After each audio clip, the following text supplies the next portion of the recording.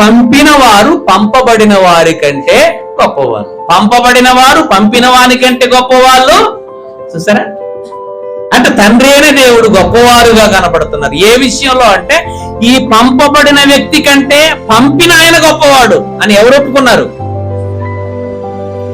తండ్రిని సంతోష పెట్టడం కోసం, తండ్రిని ఘనపరచటం కోసం, తండ్రి మాటకు విధేయుడై భూమి మీదకి వచ్చిన వ్యక్తి ప్రభు అయిన యేసుక్రీస్తు. అంటే యేసుక్రీస్తు ఈ లోకానికి రావాలన్న నిర్ణయం దేవుడిదే. అది ఆయనకి ఇష్టమైన పని. నువ్వు వెళ్ళాలి నాయన అంటే వెళ్తాను తండ్రి. ఏం చేయాలి నాన్న? భూమి మీదకి వెళ్ళి అందరితో నాకు నువ్వేం అనుపరచాలి? సమాధానం కావాలి.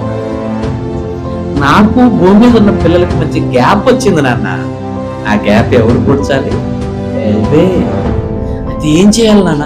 నువ్వు చాలా చేయాలి నాన్న. నువ్వు ప్రాణం పెట్టాలి నాన్న, రక్తం కార్చాలి నాన్న, శిలువ రక్తము చేత సంధి కుదర్చాలి నాన్న అంటే ఓకే డాడీ అని విధేయుడుగా ఈ లోకానికి వచ్చిన వ్యక్తి ఎవరు?